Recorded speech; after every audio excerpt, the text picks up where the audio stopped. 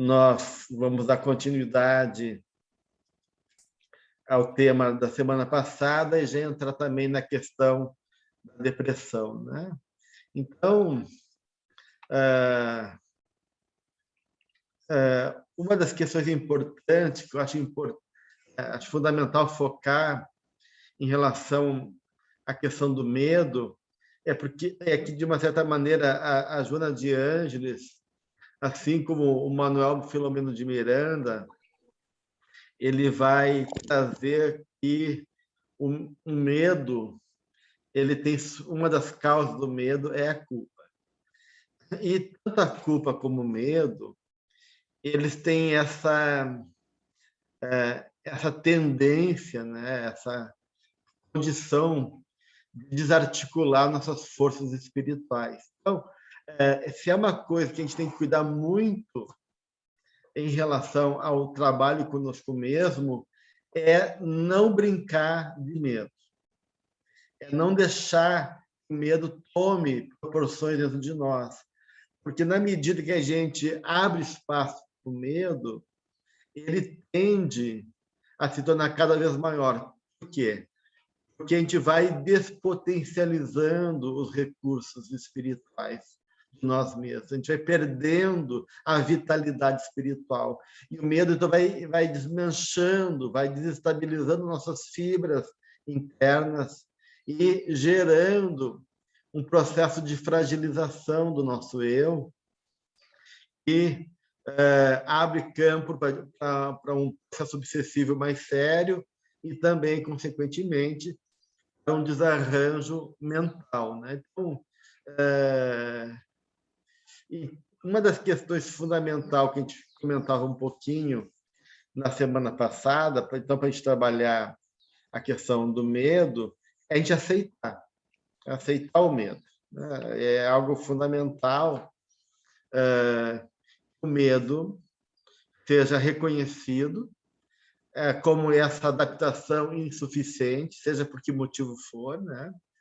Seja em função que a gente não acredita em nós, seja por uma crença que a gente construiu ao longo da nossa vida através da educação infantil, seja em função de culpas e situações trazidas do passado, seja em função de autodepreciação e timidez, que está ligado à vergonha, que envolve muitas vezes as nossas autoimagem, né? Nossa forma de como nós nos percebemos. Então, tudo isso tem a ver com possibilidade do medo, né? Independente desse medo, de onde que ele surja, né?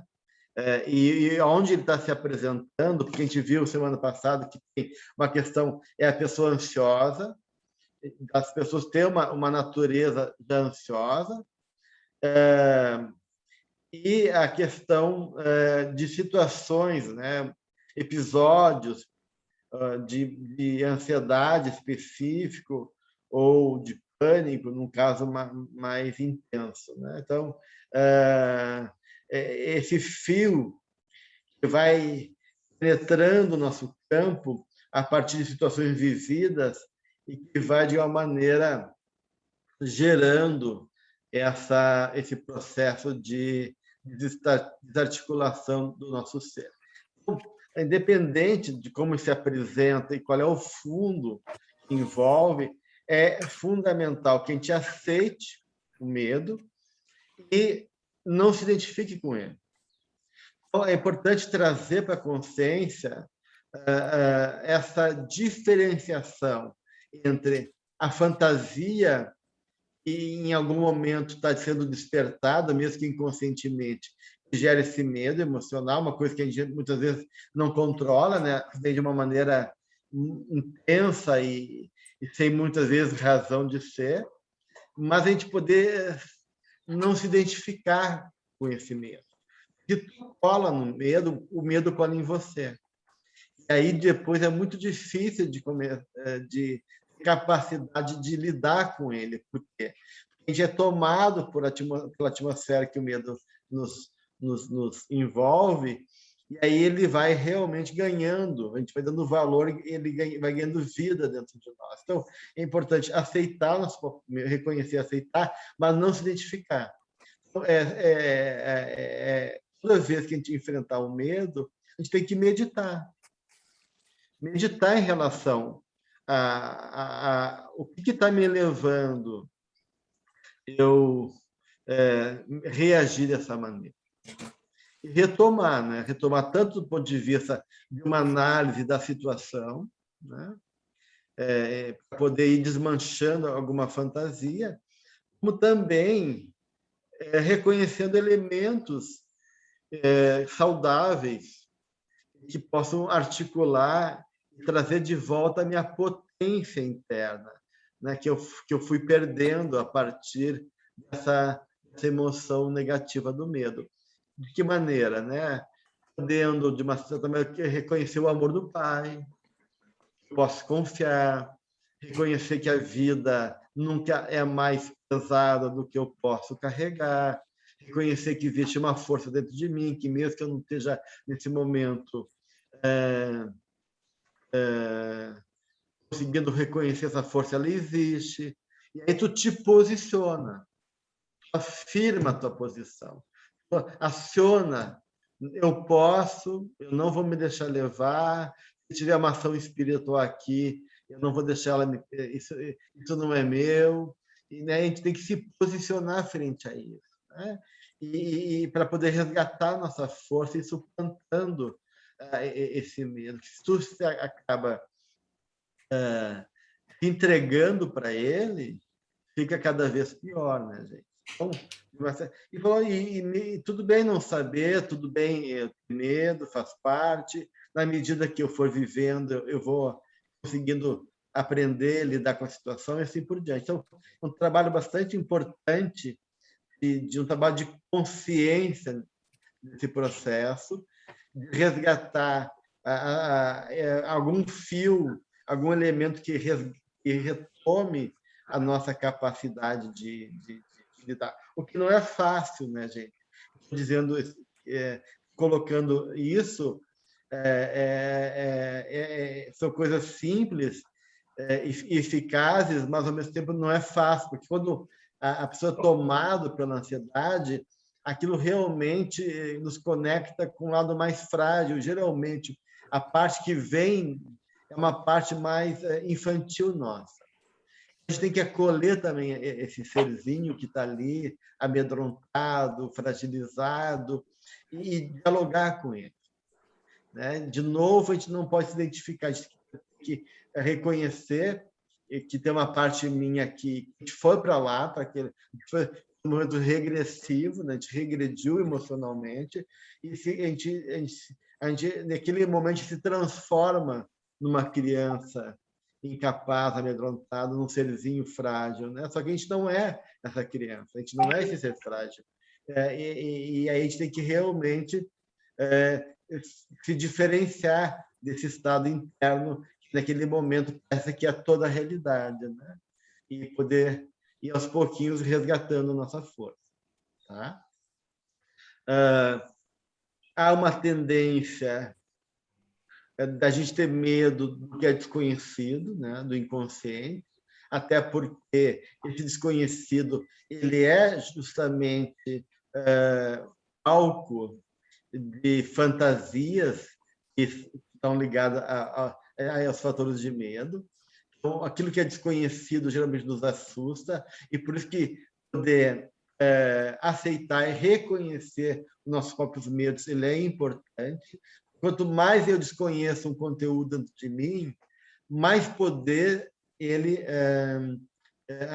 ocupa na minha dinâmica interna, mais autonomia e mais poderoso é aquele complexo, aquele conteúdo, ele vai ganhando força, vai se alimentando daí de outros elementos, de outras associações que estão dentro de mim.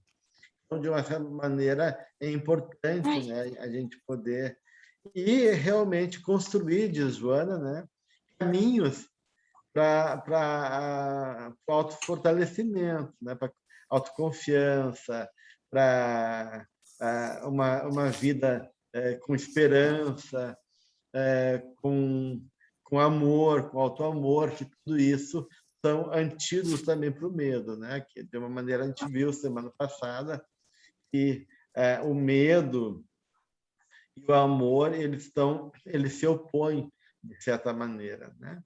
Então, e a gente começou semana passada com uma frase que foi entregue a Franklin Roosevelt quando ele assumiu como presidente americano,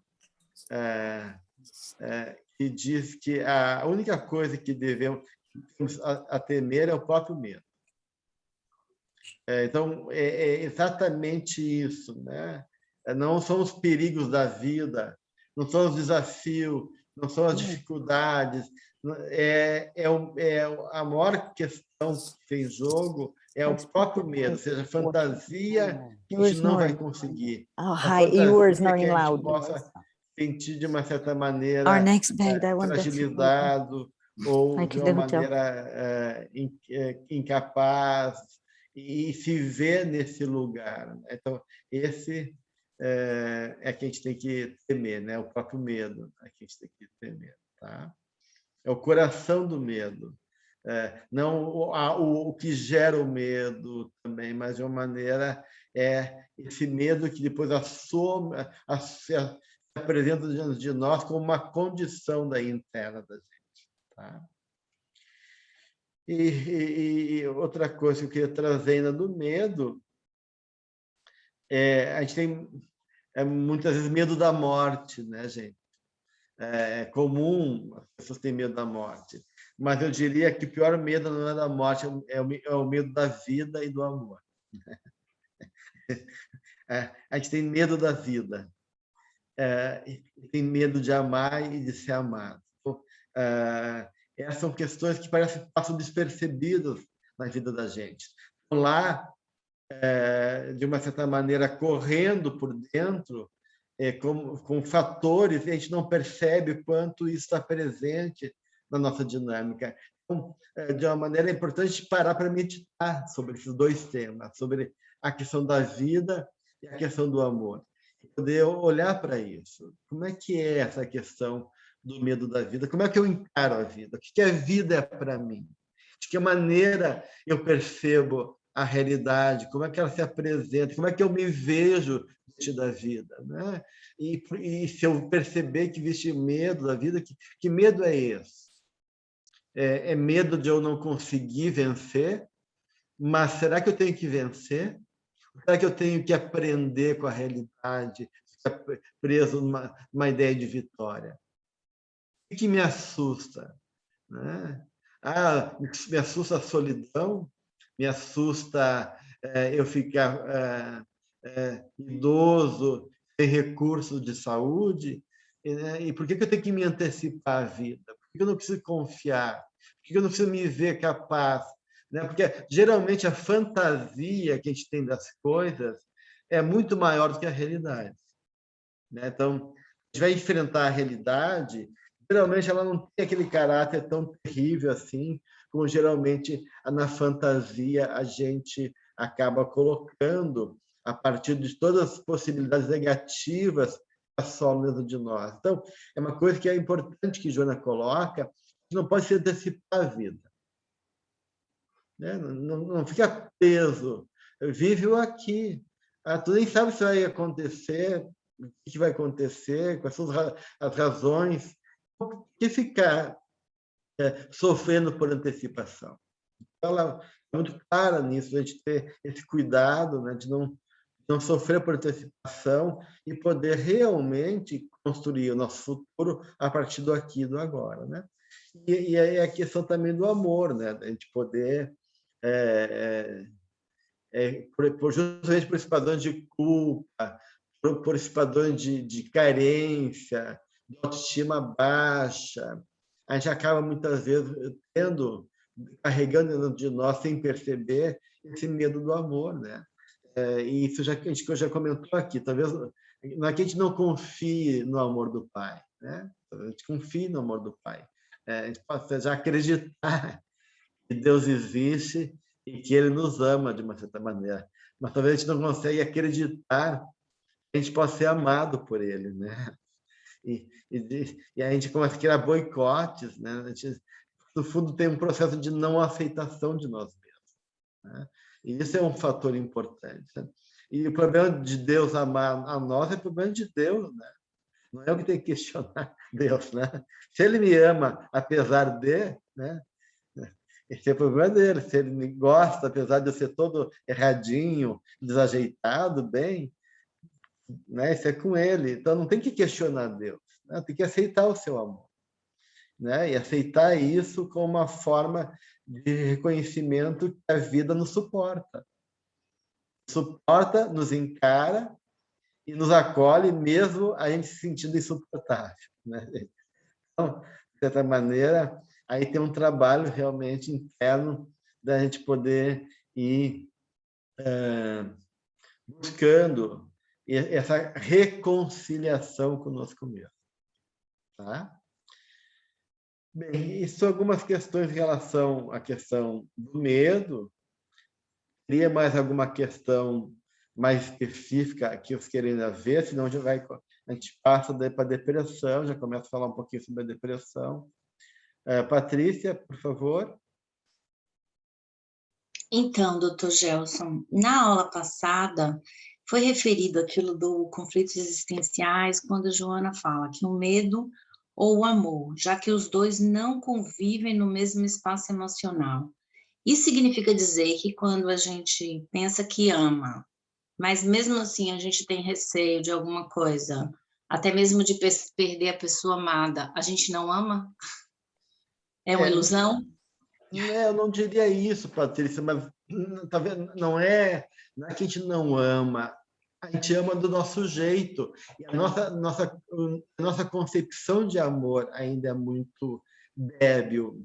Não é que a gente não ame, é que a nossa forma de amar não é o amor ainda. Porque por que a Joana está dizendo que o amor se opõe ao medo? Porque se realmente a gente ama, se a gente realmente acredita no amor, existe confiança, existe entrega. Então, não há lugar para medo, né? Como é que a gente vai ter medo quando Jesus se apresenta, né, no mundo e faz o primeiro milagre dele, que é transformar água em vinho, e aí os discípulos questionaram, né? E aí Jesus, esse é meu presente para os homens, para que eles possam ver que eu venho trazer a boa nova, né? A alegria. E qual é o presente? Presente bom não traz alegria. Tem algum presente valoroso, bom, necessário, que não desperte alegria? Eu sou esse presente. Jesus. Então, se a gente acredita que existe amor, e o amor é algo valoroso, que sustenta e traz alegria, porque é algo. Por que a gente vai ter medo? Então, a gente tem medo ou porque não acredita que a gente merece, então a pessoa vai nos abandonar, a vida vai nos abandonar, porque no fundo eu não mereço, né? Ou tu não acredita no amor em si, né? De alguma maneira, a gente cria barreiras, cria dúvidas, cria insegurança em relação ao amor, porque, de alguma maneira, ainda falta uma consciência, uma vivência do que significa realmente isso. Né? Seja em relação à vida, ao outro, seja em relação à nossa, a como nós encaramos a nós mesmos também. E aí, então, essa que é a questão maior aí, Patrícia. Entendi. Só mais uma coisa que eu gostaria de referir, doutor Gelson, se for possível. É aqui do texto que você referiu adicional do Temas da Vida e da Morte. Sim. Ela fala assim: provação de grave resultado é instrumento para edificação interior por parte da consciência comprometida. Isso significa que é uma ferramenta necessária, o medo, na nossa ascensão para essa reparação? Lê para nós novamente. Provação de grave resultado é instrumento para edificação interior por parte da consciência comprometida. o Manuel Filomeno de Mendes associando aí o medo à culpa, né? Então, que de uma maneira que o medo é uma consequência dessa consciência comprometida, né? Então, de uma maneira, é como se o medo fosse uma forma de reconhecer que tu está em falta com algo, que tem alguma coisa que tu deve temer. E se tu teme algo, é porque alguma coisa tu pode estar em falta com algo, né? Então, Ok, é nesse sentido que ele está colocando daí. ok. Então, ele é Mas necessário dessa superação. mas a vivência do medo sempre é negativa, assim como a vivência da culpa, enquanto processo que permanece, também sempre é negativo. Né? Ok, obrigada. Eu estava com uma ideia de que pudesse ser de alguma maneira positivo nesse processo de Não, o medo autossuperação. é positivo quando realmente ele é um fator, é uma emoção mais básica, mas existe, é um fator de proteção, né? Mas Sim, porque quando a gente se sente apenas. ameaçado, sente alguma coisa, a gente vai buscando se proteger, né? Nesse sentido, o medo ele tem esse caráter positivo, mas é só nesse sentido, né? Ok, obrigada, doutor Gelson. A Kate está aqui também trazendo uma outra questão. Percebo uma barreira nas pessoas, em nós, em abraçar o presente, por não compreender sua parte prática. Exemplo, trabalho muito para ganhar dinheiro, não porque vivo no trabalho muito para guardar dinheiro, não porque vivo no futuro e tenho medo, mas porque estou me preparando para o futuro. Será que É não um é exemplo de porque vivo no uma forma presente? de dar uma excuse, como é que fala? Uma desculpa. Tipo assim, não, eu não estou trabalhando porque eu não vivo no futuro, mas é porque eu preciso me preparar, porque eu tenho que me aposentar. Tem muita gente que não aceita, que está com medo, que não vive o presente. Principalmente quando a gente trabalha com mindfulness, né? A gente percebe muito isso, que as pessoas elas têm essa barreira, não posso viver o hoje e agora, eu preciso me preparar para o futuro. Ah, não é porque eu não estou vivendo agora, eu estou me preparando. Sim, sim. É por isso que às vezes o medo é sutil, né, Kate? Entender se realmente é uma coisa de organização, que é sensata, dentro de um padrão razoável, ou se por trás disso tem realmente uma insegurança e uma necessidade de controle absurdo, que a pessoa realmente não confia e não consegue daí viver o aqui e agora de maneira mais plena, né? Essas coisas são muito sutis e por isso que exige da nossa parte um tipo de avaliação honesta conosco mesmo, de se perguntar, de se perceber, de poder fazer para mais perto da gente essa questão e ver onde realmente ela nos toca, né? Para a gente poder realmente avaliar até quais são as motivações reais que estão por trás daquele comportamento. Né? Muito bem. Então, vamos para a depressão, que uma das coisas que muitas vezes está associada à culpa e o medo é a depressão, né? A depressão que, de certa forma, é uma das doenças mais terríveis e que aumenta muito, né? A ansiedade e a depressão, né? O brasileiro, por exemplo, não é o povo mais deprimido, né? Mas é um dos povos mais ansiosos que tem, né? E é natural que a ansiedade seja presente diante da realidade que a gente vive, que é muito instável, né? Então, apesar de a gente não ser um povo que tem um traço de depressão muito forte, mas tem um traço de ansiedade muito forte. Mas a depressão realmente é algo que está na preocupação da Organização Mundial da Saúde, porque ela tem aumentado muito na Europa, nos Estados Unidos, com o aumento de suicídio, né? Então, olha que tanto na Europa como nos Estados Unidos tem aumentado muito, mais de 30% nos últimos 17 anos, né? Então, a depressão está se tornando cada vez mais uma preocupação de no cenário mundial, porque ela tende a se tornar cada vez mais invalidadora para a população, né? A gente estima mais ou menos 4,4% da população mundial tem depressão, né? Ela é mais comum entre as mulheres, no caso das mulheres é em torno de 5,1%, entre os homens é 3,6%, né? E a prevalência da depressão é mais na idade adulta, né? Mas, claro, a gente já vê casos de crianças com depressão, com risco de suicídio. Então, a depressão está aumentando mais nas faixas etárias menores e também no idoso, o grau de depressão do idoso. Até que o pico da depressão está entre 55 anos e 74 anos, né? É a prevalência maior em termos de idade na população mundial, né? Então, a gente pode dizer que 320 milhões, 340 milhões de pessoas vivem com depressão no mundo, né? Então, nesses últimos anos, no mundo inteiro, a depressão aumentou 18,4%. Então, é um índice muito grande de aumento, e isso tem preocupado realmente toda a saúde, né? Todas as questões que envolvem projetos e estratégias em relação à saúde, porque realmente a gente não vê com bons olhos esse cenário aí, né? Bem, que questões são importantes a gente poder entender a partir dessa ideia da depressão? Poder dar uma ideia também dos sintomas, de maneira geral, né? Para a gente poder entender melhor, depois compreender ele dinamicamente, tanto psicologicamente como espiritualmente.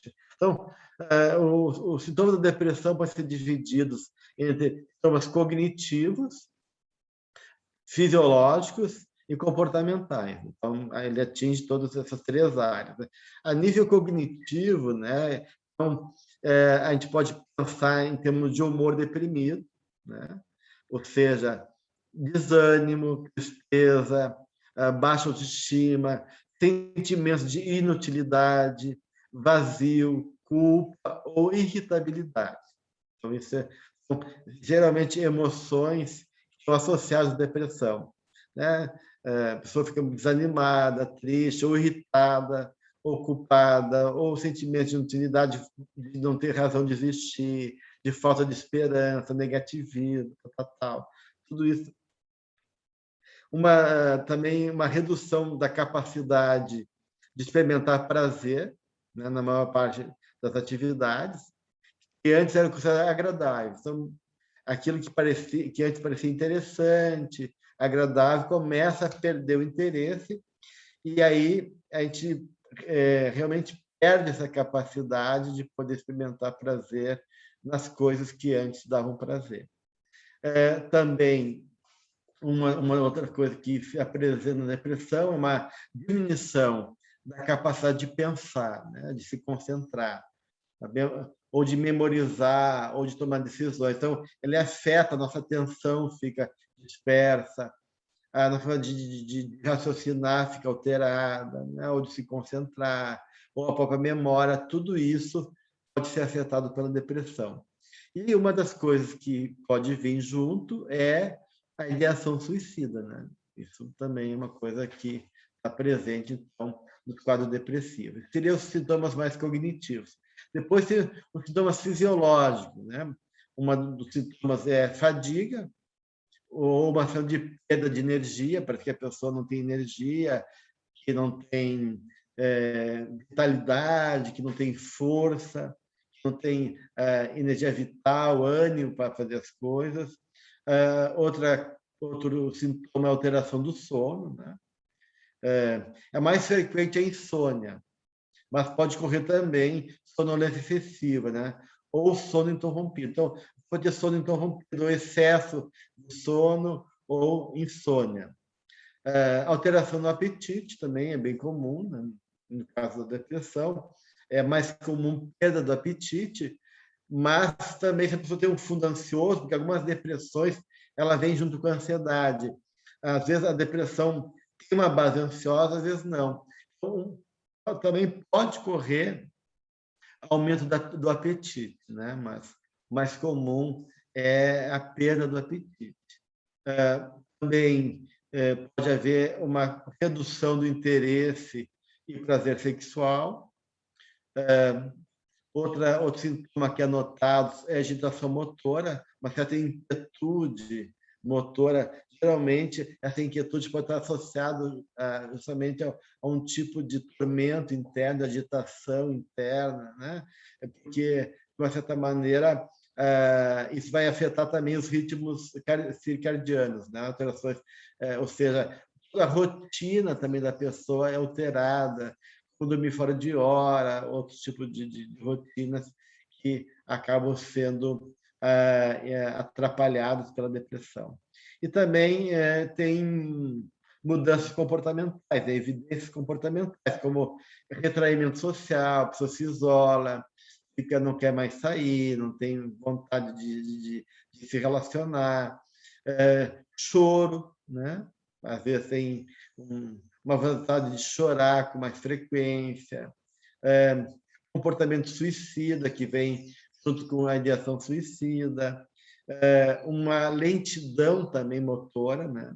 Generalizada, tanto pode ser uma agitação motora, fica mais agitada, ou ela pode ficar mais lenta, né? Um retardo dos movimentos da pessoa, isso pode dar. E, em alguns casos, muito em jovem, automutilação, né? Comportamento autodestrutivo, ou mesmo comportamentos que meio que inconsciente, a pessoa se põe em risco, né? De uma maneira descuidada, começa a se descuidar, começa a se abandonar, e isso pode também ser uma forma de abandono de comportamento autodestrutivo, que está associado em termos de comportamento. Então, isso são alguns elementos, né, que se apresentam no quadro depressivo. A gente nota muito os pacientes, quando a gente atende na clínica, muito de trazer um sentimento de que tudo parece fútil ou sem importância, e é uma sensação que isso é irreversível, né? Eles acreditam que perderam, de forma irreversível, a capacidade de sentir alegria, por exemplo, na vida, como se isso nunca mais vai acontecer novamente, né? Ainda mais de episódio de depressão maior, assim. Então, tudo parece vazio, sem graça, como se o mundo perdesse o colorido, né? Fica tudo preto e branco, tudo cinza, sem essas matizes de alegria, é muito comum na depressão. No caso de criança e adolescente, a gente vê mais esse humor irritável, não que isso não pode acontecer no adulto, né? Mas é muito comum no adolescente ficar irritado ou rabugento ao invés de triste, né? Também isso é uma comum, né? Alguns não mostram tristeza, mas mostram apatia, né? Como se não tivesse mais sentimento, não tivesse mais interesse. Então, mas nem sempre o humor é triste, né? Às vezes é irritável, ou às vezes a pessoa é apática na forma de se colocar. Por exemplo, antes eu tinha vontade de fazer uma comidinha, receber as pessoas da minha família em casa, agora eu não tenho, ou eu não me emociono mais com a chegada dos netos, né? Antes os netos enchiam minha casa de alegria, agora para mim tanto faz, se estão ali ou não. Eu sinto, eu me cobro, gostaria de estar ali curtindo os meus netos, mas não consigo. Ou eu não tenho o sofrimento do meu ente querido também não me toca mais. Então, eles relatam esse tipo de apatia, como se fosse uma indiferença emocional, a nível de sentimento em relação às coisas. E para ser diagnosticado, né, gente, depressão, é natural que em algum momento a gente possa estar triste, que a gente possa estar numa fase difícil, ou uma fase de sofrimento psíquico que nos abala. Então, nem sempre o quadro é uma depressão. O fato de eu estar triste ou com uma certa alteração no meu comportamento não quer dizer que eu esteja deprimido, né? Então, para poder fechar um diagnóstico de depressão, né, como a gente fala, né, a gente tem que ter pelo menos 5 sintomas de uma lista de sintomas, né, durante pelo menos 2 semanas. Então, se tu tem mais de 5 ou mais sintomas durante 2 semanas seguidas, né, então a gente já pode pensar numa depressão. Então, quais são a lista de sintomas, né?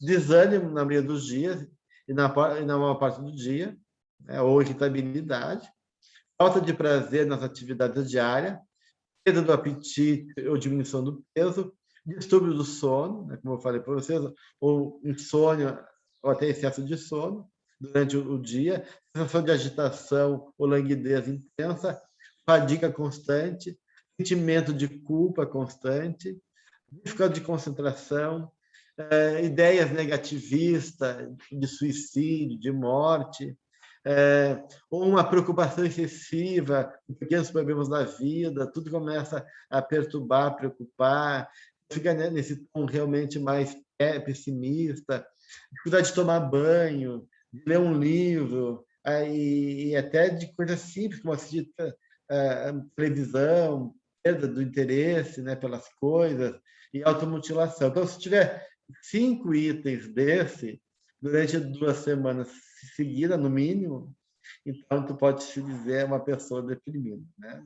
É claro, é bom sempre avaliar a partir de um profissional, né, da saúde, um psicólogo, um médico, para poder realmente isso de maneira mais clara, né? Então, tudo isso está ligado à questão dos sintomas depressivos, né? E claro, né, gente, nós estamos numa época favorável também à depressão. Então, tem uma dimensão da depressão que não é só pessoal, que é coletiva, né? Falando com um colega, o quanto ele está ouvindo queixas, né, no consultório dele. Ele não é psiquiatra, ele é médico, né? As pessoas que não estão com alteração do sono, né? Nesses 2 anos de pandemia. Então, o número de pessoas que não conseguem dormir direito ou que se sentem deprimidas aumentou muito nesse cenário mundial. Então, de certa maneira, a gente vive um período intenso de muitas crises e, consequentemente, com os seus sintomas, né? Frustração, uma mistura de um mundo que é muito ansioso, de um certo lado, muito agitado, e, ao mesmo tempo, uma sensação de desesperança no mundo que gera entorpecimento, a questão da intolerância, a dificuldade de lidar com a frustração que a gente vive no mundo de hoje, e essa busca de gratificação imediata, especialmente nos jovens, né? Tudo isso à volta do neoindividualismo, à volta da busca de uma ansiedade de prazer físico, né? E de sensações. Tudo isso, de uma maneira, acaba sendo um cenário que nos aponta para a depressão. Então, a depressão, de uma certa maneira, alguns psicólogos, como James Hillman, que é um autor que fala sobre isso, a depressão é uma resposta da alma em frente a esse mundo enlouquecido. Como se a depressão fosse um caminho para se aprofundar na nossa alma. Então, alguns veem a depressão não como uma simples doença, de alguma coisa ter errada, e a depressão é o erro. Eles dizem que a depressão é um grito de uma realidade que por si só está errada. E a depressão é uma resposta a uma doença anterior a ela, que é o estilo de vida que a gente está vivendo.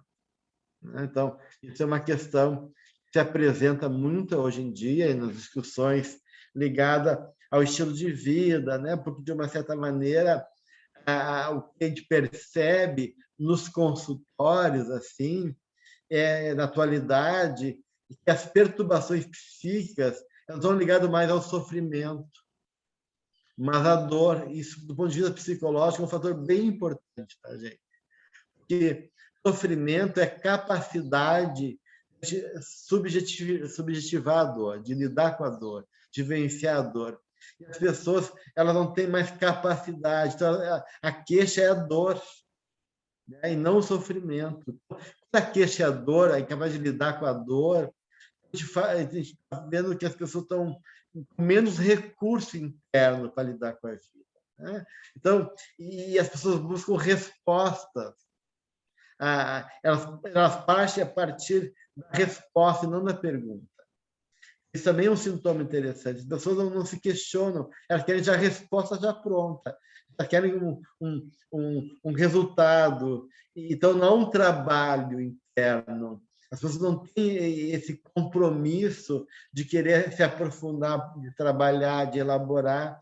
Isso, de uma certa maneira, segundo alguns autores, vai reforçar, então, essa resposta enquanto uma resposta da depressão em relação ao mundo que a gente vive.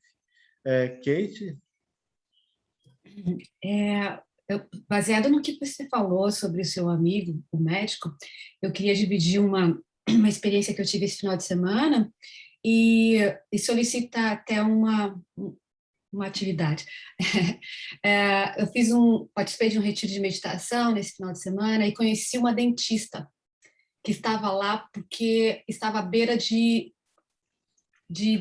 não trabalhar mais, de mudar de carreira, e ela estava extremamente, né, agitada e tal, e dividiu com a gente que o problema é que os pacientes dela estão consumindo a energia dela por levarem para ela todos os problemas.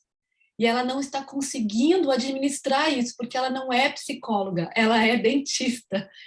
Então, eu fiquei avaliando a postura dela, como ela reagia a cada exercício e tudo mais, e fiquei tentando, assim, mais fazer um trabalho de healing à distância, porque ali não era um lugar de muita conversa, né? Mas é bem interessante esse aspecto da importância da gente ter uma prática de autodefesa, de se colocar dentro de uma bolha, né, de auto-healing, vamos dizer assim, de auto-passe, sei lá como é que a gente pode explicar isso em português, porque é muito delicado esse aspecto. A pessoa foi treinada para tratar um dente, não tratar a depressão dos pacientes, né? Então, como é que a gente vai passar para essa pessoa, né? Porque a gente tem essa necessidade de estar colaborando e estar ajudando de alguma forma. Então, um pouco tempo, uma forma dela poder se proteger, né? É assim, Kate, isso que as pessoas estão de boca aberta, quase não pode falar, né, no dentista. Já se pudesse falar, né, como é que ficaria? Né? Então, agora tem que ver uma coisa, um detalhe aí, né, Kate? Primeiro, se realmente é porque as pessoas estão muito pesadas e muito tensas e está vendo para ela, ou ela que está muito frágil e está vendo a vida de maneira mais pesada também. Acredito que são as duas coisas, as duas coisas. Né? Foi o que eu senti nela, que eram as duas coisas, porque ela reclamou assim, eu queria era não trabalhar mais lá, só que eu tenho 2 crianças e eu sou mãe solteira. Né? Então, quer dizer, a foto é muito maior.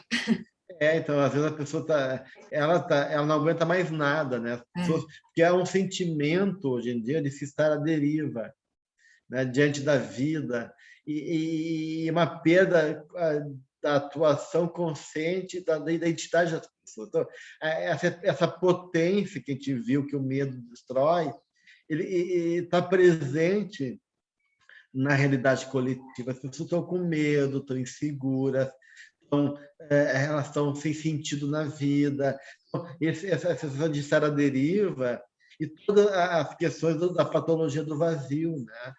O desamparo, a falta de uma emoção frente à vida, né? De uma perda de significado, de emoção. As pessoas estão mais frágeis, ou estão mais frustradas, ou estão mais inseguras. Então, tudo isso vai afetando. E aí não é só porque as pessoas te trazem questões. Tu também, muitas vezes, está sentindo mais pesado naturalmente, porque tu também está fragilizado. Mas é importante realmente as pessoas buscarem de forma de se defender, forma de resgatar sua força, de se separar emocionalmente da energia do outro, mesmo podendo cooperar sem pegar para si o que é do outro, né? Então isso tudo são questões que tem que ser pensadas, né? Eu sou Li. Sabe, aquilo que você falou há pouco, Gelson, sobre a pessoa como um grito, assim, né, de que a pessoa está, assim, realmente sem saber realmente o que fazer, e a pessoa deprimida, né, está assim, ou ela está muito agitada, ou ela está muito para baixo, então ela realmente, ou então está assim, à deriva, né? Eu estava pensando, me veio um pensamento, e não sei se tem a ver, mas eu pensei assim, se nas reencarnações, nós não temos diversas reencarnações, mas a reencarnação que eu não aproveitei, que eu fui muito assim, eu não, eu estou ótima, muito bem, mas eu digo assim, a pessoa não aproveitou, a pessoa, ela aproveitou para si, ela foi egoísta, ela não tinha limite para nada, ela foi uma depravada mesmo, foi uma pessoa que realmente não pensava em ninguém. Então, será que não é? Não tem a ver com a consciência, Doc? Que daí nós trazemos, né, a nossa consciência de outras vidas. Nós trazemos, está tudo lá no perispírito, bonitinho, né? Então, será que isso aqui é só minha teoriazinha pequenininha da eu solizinha, porque eu não sei se é isso, daí desculpe. Mas eu pensei assim, meu Deus, Na será que verdade, isso né, tem eu a sou ver? Li. Todos os processos de adoecimento e sintomas são multifatoriais, é um fator só. Claro, a gente não entrou na psicodinâmica da depressão ainda, né? Tem vários tipos de depressão. Do ponto de vista espiritual também tem vários tipos de depressão. Uma depressão que a gente pode fazer uma relação simbólica na alquimia com chumbo, uma depressão do sal. Então, de uma maneira, como tu falou, né? De uma certa forma, em alguns momentos, essa tristeza, essas questões todas que as pessoas trazem, pode ser uma perda de conexão com a sua alma, né? O Jung via assim, quando ele analisou algumas tribos indígenas, em especial alguns povos originários também da África, ele diz assim que para os indígenas só existem dois tipos de doença: ou é a perda da alma, ou é a possessão pelos espíritos, né? São as duas base da patologia, né, para os povos mais antigos. Então, de certa maneira, então, a possessão dos espíritos ou a perda da alma. E a perda da alma é essa desconexão consigo mesmo, né?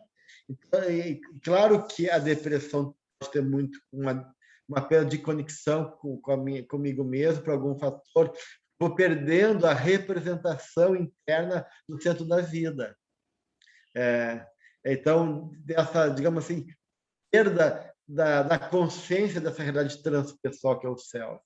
E aí as anarquias internas e externas, né, dos impulsos, do caos, né, assumem o poder, né, ou de tensões que estão dentro de mim, assumem, né, o cenário e acabam gerando, de uma certa maneira, quase depressivo. Mas daí, semana que vem, a gente começa a ver melhor isso, tá, gente? Então, a gente vai daí começar a ver o que a Joana Jante coloca na raiz do transtorno depressivo.